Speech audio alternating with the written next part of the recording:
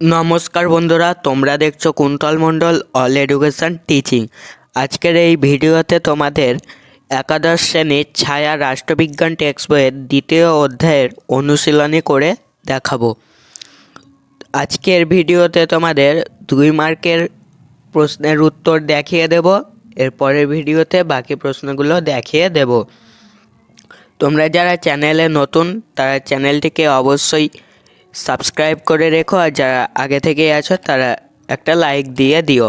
আর তোমাদের কোন প্রকাশনীর বই দরকার আমাকে কমেন্টে বলবে, আমি সলভ করার চেষ্টা করব। তো চলো এবার ভিডিওটি শুরু করা যাক।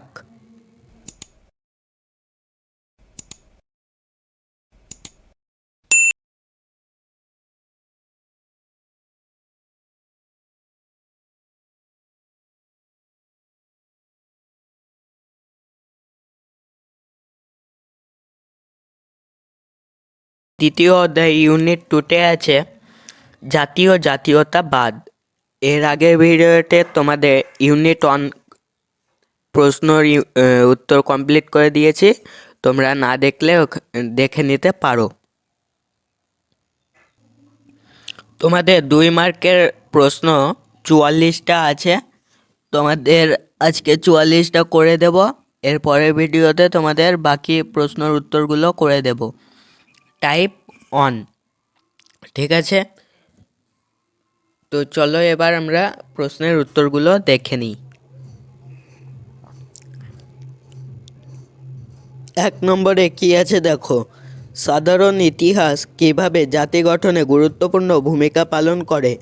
উত্তর করবে জাতি গঠনের সাধারণ ইতিহাস একটি গুরুত্বপূর্ণ ভূমিকা পালন করে। ইতিহাস পাঠের মাধ্যমে জনগণ একটি জাতির পরিচয়, সংস্কৃতি, ঐতিহ্য সম্পর্কে জানতে পারে, যা তাদের মধ্যে জাতীয়তাবাদের প্রসার ঘটায় এবং একটি জাতীয় জনসমাজকে জাতিতে পরিণত করতে সাহায্য করে।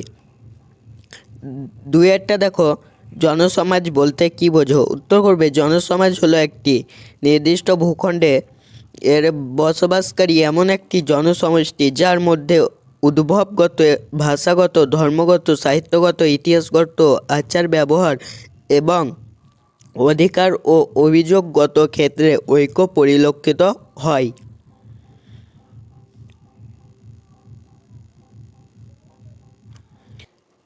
তিনেরটা দেখো কি বলেছে, জাতীয় জনসমাজ বলতে কি বোঝো? উত্তর করবে জাতীয় জনসমাজ বলতে নির্দিষ্ট ভূখণ্ডে বসবাসকারী এমন একটি জনসমষ্টিকে বোঝায় যাদের মধ্যে বংশগত, ধর্মগত, ভাষাগত, কৃষ্টিগত প্রভৃতি ক্ষেত্রে ঐক্যের সঙ্গে সঙ্গে রাজনৈতিক চেতনারও বিকাশ লক্ষ্য করা যায়। 4টা দেখো, লর্ড ব্রাইসকে অনুসরণ করে জাতীয় জনসমাজে এক সংজ্ঞা নির্দেশ করো। উত্তর করবে লর্ড ব্রাইসের মতে জাতীয় জনসমাজ হলো ভাষা, সাহিত্য, ধ্যান ধারণা, আচার আচরণ ও ঐতিহ্যের বন্ধনে সুদৃঢ়ভাবে আবদ্ধ এমন একটি ঐক্যবদ্ধ জনসমাজ যা নিজেকে অনুরূপ বন্ধনে আবদ্ধ অন্যান্য জনসমাজ থেকে পৃথক বলে মনে করে।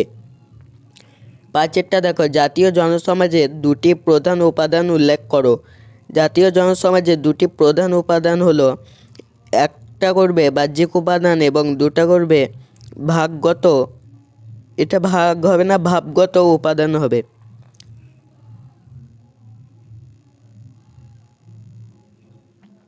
ছয়টা দেখো কি বলেছে, ভৌগোলিক একতা ছাড়া জাতীয় জনসমাজ গঠিত হওয়ার একটি দৃষ্টান্ত দাও।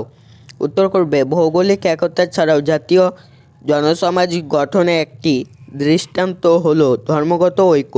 ধর্মগত ঐক্যকে জাতীয় জনসমাজে অন্যতম প্রধান উপাদান হিসেবে বিবেচনা করা হয়। 7-এরটা দেখো, রাষ্ট্রনৈতিক ঐক্য ছাড়াও জাতীয় জনসমাজ গঠিত হয়েছে এমন একটি জাতিগোষ্ঠীর উদাহরণ দাও। উত্তর করবে রাষ্ট্রবিজ্ঞানের দৃষ্টিতে রাজনৈতিক ঐক্য ছাড়াও জাতীয় জনসমাজের উদাহরণ হলো ইহুদি জাতি। ইসরায়েল রাষ্ট্র গঠনের আগে ইহুদিরা ধর্ম, ভাষা ও সংস্কৃতির ভিত্তিতে বিভিন্ন দেশে ছড়িয়ে থেকেও জাতি হিসেবে টিকে ছিল। আটেরটা দেখো কি বলেছে, জনসমাজ কখন জাতিতে রূপান্তরিত হয়? উত্তর করবে জনসমাজের মধ্যে এক গভীর স্বতন্ত্র বোধ দেখা দিলে জাতীয় জনসমাজের উদ্ভব হয়। জাতীয় জনসমাজের মধ্যে সুগভীর রাজনৈতিক চেতনার জন্ম হলে জাতীয় জনসমাজ জাতিতে রূপান্তরিত হয়। নয়টা দেখো, জাতি বলতে রবীন্দ্রনাথ কি বোঝাতে চেয়েছেন? রবীন্দ্রনাথ তার নেশন কি নামক প্রবন্ধে লিখেছেন, নেশন একটি সজীব সত্তা, একটি মানস পদার্থ, অতীতে সকলে মিলিয়া ত্যাগ দুঃখ শিকার এবং পূর্ণবার সেই জন্য সকলে মিলিয়া প্রস্তুত থাকিবার ভাব হইতে জনসাধারণকে যে একটি একীভূত নিবিড় অভিব্যক্তি দান করে, তাহাই নেশন বা জাতি। 10 দেখো, স্টালিন প্রদত্ত জাতীয় সংজ্ঞাটি কি? উত্তর করবে স্টালিন এর মতে জাতি হলো ঐতিহাসিকভাবে বিকশিত এমন একটি স্থায়ী জনসমাজ যাদের ভাষা এক, বাসভূমি এক, অর্থনৈতিক জীবন এক, মানসিক গঠনও এক এবং এই মানসিক গঠন একটি সাধারণ সংস্কৃতির মধ্য দিয়ে প্রকাশিত হয়।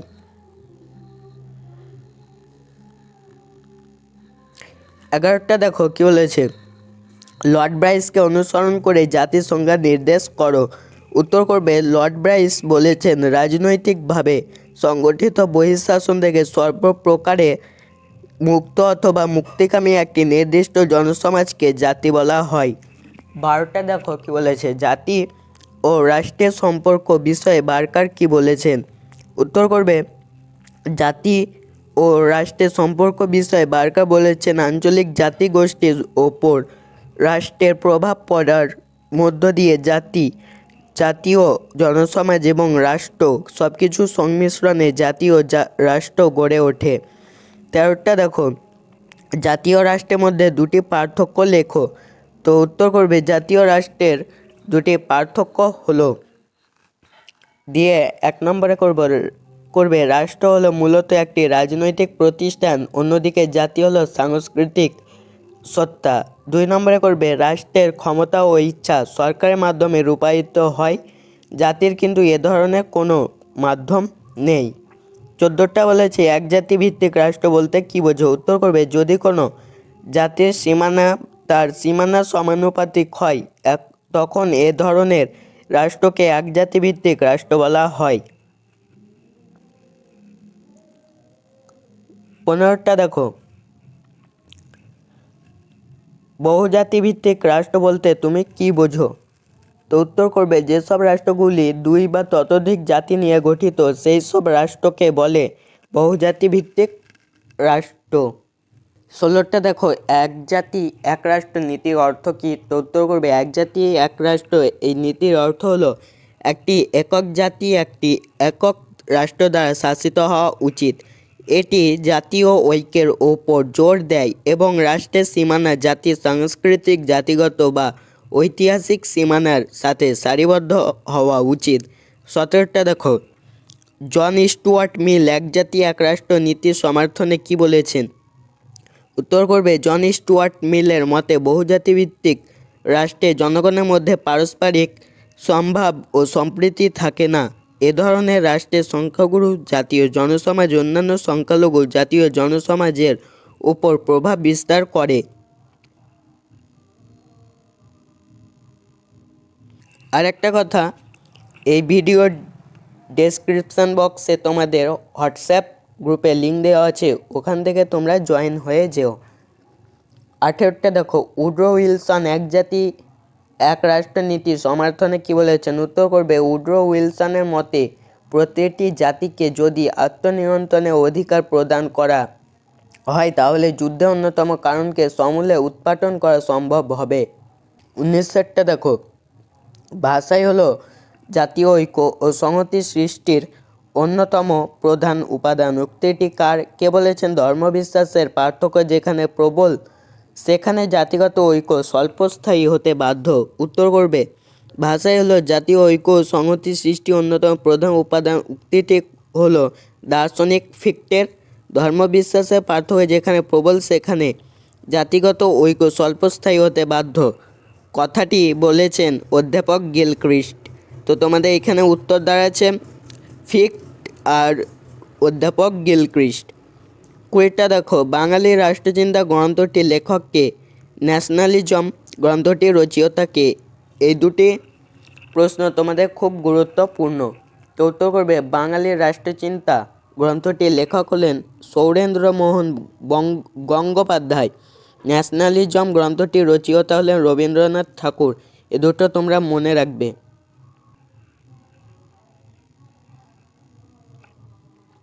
21 দেখো কি বলেছে, জাতীয়তাবাদ বলতে কি বোঝো? তো উত্তর করবে বংশ, ধর্ম, ভাষা, সাহিত্য, সংস্কৃতি প্রভৃতি যে কোনো এক বা একাধিক কারণে একটি জনসমাজের মধ্যে গভীর একাত্মবোধ প্রতিষ্ঠা হয়। সেই একাত্মবোধের জন্য ওই জনসমাজের প্রত্যেকের সুখ দুঃখ, ন্যায় অন্যায় ও মান অপমানে সমান অংশীদার বলে নিজেকে মনে করে। এমতাবস্থায় তাদের মধ্যে জাতীয়তাবাদের সঙ্গে দেশপ্রেম মিলিত হয়ে একটি রাজনৈতিক আদর্শ হিসেবে গড়ে উঠলে তাকে জাতীয়তাবাদ বলে। 22 দেখো, জাতীয়তাবাদ সপক্ষে যে কোনো দুটি যুক্তি প্রদর্শন করো। উত্তর করবে জাতীয়তাবাদ সপক্ষে দুটি যুক্তি হলো, এক নম্বরে করবে জাতির সর্বাঙ্গীন বিকাশের সহায়ক আদর্শ জাতীয়তাবাদ সমগ্র জাতিকে যেমন দেশপ্রেম ও আত্মত্যাগে উদ্বুদ্ধ করে, তেমনি প্রতিটি জাতির বিভিন্ন ক্ষেত্রে উন্নতি সাধনের মাধ্যমে সামগ্রিকভাবে সমগ্র মানব সমাজে বিকাশে সহায়ক হয়ে ওঠে। আর তোমরা 2 নম্বরে পয়েন্টে করবে অভ্যন্তরীণ স্থায়িত্বের প্রতিষ্ঠা জাতীয়তাবাদ সমগ্র জাতিকে এক সূত্রে গ্রথিত করে রাখে বলে দেশের অভ্যন্তরীণ স্থায়িত্বের বুনিয়াদ শক্ত ভিতের ওপর প্রতিষ্ঠিত হয়, কারণ জনসাধারণের মধ্যে পারস্পরিক অবিশ্বাস, সন্দেহ, হিংসা, দেশ প্রভৃতি না থাকায় তারা সকলে রাষ্ট্রীয় কর্তৃত্বের প্রতি অকুণ্ঠ আনুগত্য প্রদর্শন করে। এবার তোমরা 23 দেখো কি বলেছে, জাতীয়তাবাদের বিপক্ষে যে কোনো দুটি যুক্তি প্রদর্শন করো। উত্তর করবে জাতীয়তাবাদের বিপক্ষে দুটি যুক্তি হলো দিয়ে 1 নম্বরে করবে সুস্থ সংস্কৃতি বিরোধী। উগ্র জাতীয়তাবাদ নিজেদের সভ্যতা ও সংস্কৃতির শ্রেষ্ঠত্ব প্রমাণের জন্য অন্য রাষ্ট্রের সভ্যতা, সংস্কৃতি ও কৃষ্টিকে ধ্বংস করে। 2 নম্বরে করবে অন্যায় ও অমঙ্গলের উৎস। বিকৃত জাতীয়তাবাদের স্বরূপ বর্ণনা করতে গিয়ে হায়েস মন্তব্য করেছিলেন যে আমাদের যুগে জাতীয়তাবোধ, জাতীয় রাষ্ট্র ও দেশপ্রেমের সংমিশ্রণে যে জাতীয়তাবাদের সৃষ্টি হয়েছে তা চরম অন্যায় ও অমঙ্গলের প্রধান উৎসস্থলে পরিণত হয়েছে। 24 দেখো, আদর্শ জাতীয়তাবাদ কাকে বলে? উত্তর করবে আদর্শ জাতীয়তাবাদ বলতে জাতীয়তাবাদের একটি রূপকে বোঝায় যা অন্তর্ভুক্তি এবং গণতান্ত্রিক মূল্যবোধের প্রচারের সাথে সাথে ঐক্য, সাংস্কৃতিক গর্ব এবং একটি জাতির সম্মিলিত কল্যাণের মতো ইতিবাচক দিকগুলির ওপর জোর দেয়। 25 দেখো, অধ্যাপক ল্যাস্কের মতে জাতীয়তাবাদ কী? তো উত্তর করবে অধ্যাপক ল্যাস্কের মতে মানুষের সংঘলিপ্স প্রবৃত্তি এবং স্বায়ত্তশাসন প্রতিষ্ঠা করার ইচ্ছাই হলো জাতীয়তাবাদের ভিত্তি। 26 দেখো, হায়েসের মতে জাতীয়তাবাদ কী? তো উত্তর করবে হায়েসের মতে হায়েস বলেছেন জনসমাজ ও দেশপ্রেমে আধুনিক আবেগমণ্ডিত সমন্বয় সাধনই হলো জাতীয়তাবাদ। 27 দেখো, জাতীয়তাবাদের মূল্যায়নে অধ্যাপক ল্যাস্কের অভিমত কী? ইম্পর্ট্যান্ট প্রশ্ন। উত্তর করবে ল্যাস্কের মতে জাতীয়তাবাদের ভিত্তি হলো মানুষের সঙ্গ পাওয়ার প্রবৃত্তি এবং স্বায়ত্তশাসন প্রতিষ্ঠার ইচ্ছা। যখন রাজনৈতিক ক্ষেত্রে সম্পূর্ণ স্বাধীনতা ভোগ করার বাসনা একটি জাতিকে সুদৃঢ়ভাবে ঐক্যবদ্ধ করে এবং স্বতন্ত্র রাষ্ট্র গঠন করতে চায়, তখনই জাতীয়তাবাদের ভিত্তি রচিত হয়। 28 কি বলেছে দেখো, জাতীয়তাবাদের মূল বক্তব্য কী অথবা জাতীয়তাবাদের মূলনীতিটি উল্লেখ করো। তো উত্তর করবে জাতীয়তাবাদের মূলনীতিটি হলো নিজে বাঁচো এবং অপরকে বাঁচতে দাও। এই নীতির মধ্য দিয়ে স্বায়ত্তবোধ, দেশপ্রেম এবং ঐক্যবদ্ধমূলক স্বতন্ত্র রাষ্ট্র গঠন সম্ভব হয়। 29 দেখো, বিকৃত জাতীয়তাবাদকে কেন সাম্রাজ্যবাদের স্রষ্টা বলে মনে করা হয়? তো উত্তর করবে কারণ বিকৃত জাতীয়তাবাদের দ্বারা অপেক্ষাকৃত শক্তিশালী রাষ্ট্রগুলি দুর্বল রাষ্ট্রকে হেয় করে তাদের ওপর প্রভুত্ব কায়েমের চেষ্টা করে। প্রকৃতপক্ষে জাতির আত্মস্বার্থ ও অহংবোধ থেকে সাম্রাজ্যবাদের জন্ম হয়।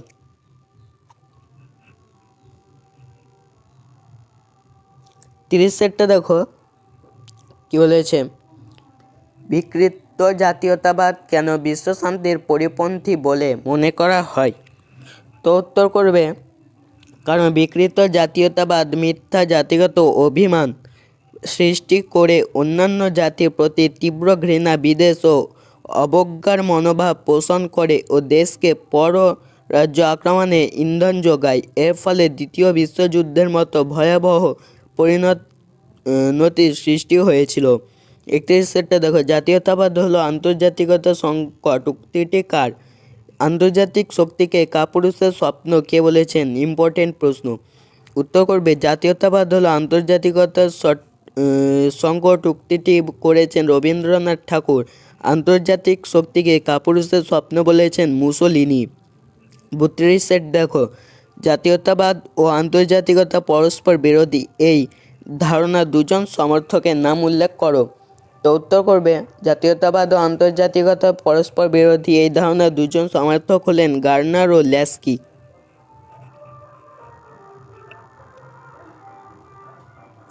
33 দেখো, আত্মনিয়ন্ত্রণে অধিকার বলতে কি বোঝো? উত্তর করবে যখন কোনো আত্মসচেতন জাতীয় জনসমাজ নিজের পৃথক সত্তা ও জাতীয় বৈশিষ্ট্য রক্ষার জন্য একটি নিজস্ব রাষ্ট্রীয় কাঠামোর মধ্যে নিজের রাজনৈতিক ভাগ্যকে নিয়ন্ত্রণ করার দাবি জানায়, তখন তাকে আত্মনিয়ন্ত্রণের অধিকার বলে অভিহিত করা হয়। 34 দেখো, জাতির আত্মনিয়ন্ত্রণের অধিকারটি কবে থেকে প্রতিষ্ঠিত হয়? উত্তর করবে 1772 সালে পোল্যান্ড দ্বিখণ্ডিত হওয়ার সময় থেকে জাতি আত্মনিয়ন্ত্রণের অধিকারটি প্রতিষ্ঠিত হয়। এইসব প্রশ্নের উত্তর তোমাদের বই থেকেই পেয়ে যাবে, একটু খুঁজে দেখলেই হবে। 35 দেখো, আত্মনিয়ন্ত্রণের অধিকার প্রতিষ্ঠার মৌলিক নীতি কী অথবা আত্মনিয়ন্ত্রণের অধিকারের মূল নীতি কী? উত্তর করবে এক জাতি এক রাষ্ট্র। এই স্লোগানই হলো আত্মনিয়ন্ত্রণের অধিকার প্রতিষ্ঠার মৌলিক বা মূল নীতি। 36 দেখো, আত্মনিয়ন্ত্রণের অধিকার বলতে লেনিন কী বোঝাতে চেয়েছিলেন? উত্তর করবে লেনিনের মতে জাতির সময়ে আত্মনিয়ন্ত্রণের অধিকার বলতে একমাত্র রাজনৈতিক অর্থে স্বাধীনতার অধিকারকে অত্যাচারী জাতির বন্ধন থেকে অবাধ রাজনৈতিক পৃথকীকরণের অধিকারকেই বোঝায়। 37 দেখো, আত্মনিয়ন্ত্রণের অধিকার বলতে স্তালিন কি বোঝাতে চেয়েছেন? উত্তর করবে স্তালিন বলেছেন আত্মনিয়ন্ত্রণের অধিকার বলতে নিজের ভাগ্য নিরূপণ করার অধিকার শুধু নিজের হাতেই থাকাকে বোঝায়। কোনো জাতির জীবনে জোর করে হস্তক্ষেপ করার অথবা তার বিদ্যালয় ও অন্যান্য প্রতিষ্ঠান ধ্বংস করার কিংবা তার আচার ব্যবহারে অন্যথা করার অথবা তার ভাষাকে দমন করার বা তার অধিকারকে সংকুচিত করার অধিকার কারো নেই। 38 দেখো, জাতীয় আত্মনিয়ন্ত্রণের অধিকার তত্ত্বটিকে জনপ্রিয় করেছেন এমন দুজন রাষ্ট্রবিজ্ঞানীর নাম লেখো। তো উত্তর করবে জাতীয় আত্মনিয়ন্ত্রণের অধিকার তত্ত্বটিকে জনপ্রিয় করেছে এমন দুজন রাষ্ট্রবিজ্ঞানীর নাম হলো জন স্টুয়ার্ট মিল ও উড্রো উইলসন। 39 দেখো, জাতির আত্মনিয়ন্ত্রণের অধিকারকে সমর্থন করেছে এমন দুজন রাজনৈতিক ব্যক্তিত্বের নাম উল্লেখ করো। তো উত্তর করবে জাতীয় আত্মনিয়ন্ত্রণের অধিকারকে সমর্থন করেছে এমন দুইজন রাজনৈতিক ব্যক্তি হলো উড্রো উইলসন এবং মহাত্মা গান্ধী। 40 দেখো, জাতির আত্মনিয়ন্ত্রণের অধিকার নীতি সপক্ষে জন স্টুয়ার্ট মিল কী বলেছেন? তো উত্তর করবে জন স্টুয়ার্ট মিল গণতান্ত্রিক শাসন ব্যবস্থার সাফল্যের জন্য আত্মনিয়ন্ত্রণের অধিকারটিকে স্বীকার করে নিয়েছেন, কিন্তু বহু জাতিভিত্তিক রাষ্ট্রের সংখ্যালঘু জাতিগুলি কখনোই সরকার গঠনের সুযোগ পায় না। এ ব্যাপারে মিলের অভিমত হলো যে বহুজাতি ভিত্তিক রাষ্ট্রে স্বাধীন রাজনৈতিক প্রতিষ্ঠান কখনোই গড়ে উঠতে পারে না। 41টা দেখো, জাতীয় আত্মনিয়ন্ত্রণের অধিকারের বিপক্ষে মতামত দিয়েছেন এমন দুজন রাজনৈতিক ব্যক্তিত্বের নাম উল্লেখ করো। তো উত্তর করবে জাতির আত্মনিয়ন্ত্রণের অধিকারের বিপক্ষে মতামত দিয়েছেন এমন দুজন রাজনৈতিক ব্যক্তিত্বের নাম হলো লেনিন এবং স্তালিন। 42টা কি বলেছে? আত্মনিয়ন্ত্রণের অধিকারের বিপক্ষে দুটি যুক্তি দাও। উত্তর করবে আত্মনিয়ন্ত্রণের অধিকারের বিপক্ষে দুটি যুক্তি হলো, 1 নম্বরে হবে জনসমাজ অনগ্রসর হতে বাধ্য, 2 নম্বরে হবে রাজনৈতিক ও অর্থনৈতিক সমস্যার সৃষ্টি। 43টা দেখো, জাতীয় আত্মনিয়ন্ত্রণের অধিকারের বিপক্ষে লর্ড অ্যাক্টনের বক্তব্য কী? তো উত্তর করবে জাতীয় আত্মনিয়ন্ত্রণের অধিকারের বিপক্ষে যুক্তি দিয়ে লর্ড অ্যাক্টন বলেছেন যে শক্তি যেসব উপাদান এক জাতিভিত্তিক রাষ্ট্রে দেখা যায় বহুজাতিভিত্তিক রাষ্ট্রে তা অনুপস্থিত থাকে। এই কারণে রাষ্ট্রীয় সীমারেখার মধ্যে শুধুমাত্র একটি জাতি বাস করলে সেই জনসমাজ কখনোই উন্নত হতে পারে না বলে বহুজাতিভিত্তিক রাষ্ট্রের প্রয়োজন দেখা দেয়। এবার শেষ প্রশ্ন 44টা দেখো, জাতির আত্মনিয়ন্ত্রণের অধিকারকে লর্ড কার্জন কেন এমন একটি অস্ত্রের সঙ্গে তুলনা করেছেন যার দুদিকেই ধার আছে? খুব ইম্পর্টেন্ট প্রশ্ন তোমাদের এটা। তো উত্তর করবে কারণ এই নীতিটি যেমন অন্যদিকে রাজনৈতিক চেতনা সম্পন্ন একটি জাতিকে ঐক্যবদ্ধ হওয়ার জন্য অনুপ্রেরণা যোগায়, অন্যদিকে তেমনি ভিন্ন ভিন্ন জাতিকে বিচ্ছিন্ন করে, তাদের সংহতি বিনষ্ট করে এবং তাদের মধ্যে পারস্পরিক ঘৃণা, সন্দেহ, বিদ্বেষ প্রভৃতি জন্ম দেয়। এর ফলে যুদ্ধের সম্ভাবনাও বৃদ্ধি পায়। তো আজকে আমাদের এই পর্যন্তই। ভিডিওটি ভালো লাগে অবশ্যই একটা লাইক দিয়ে দিও। আবার দেখা হবে পরের ভিডিওতে। পাশে থাকার জন্য ধন্যবাদ।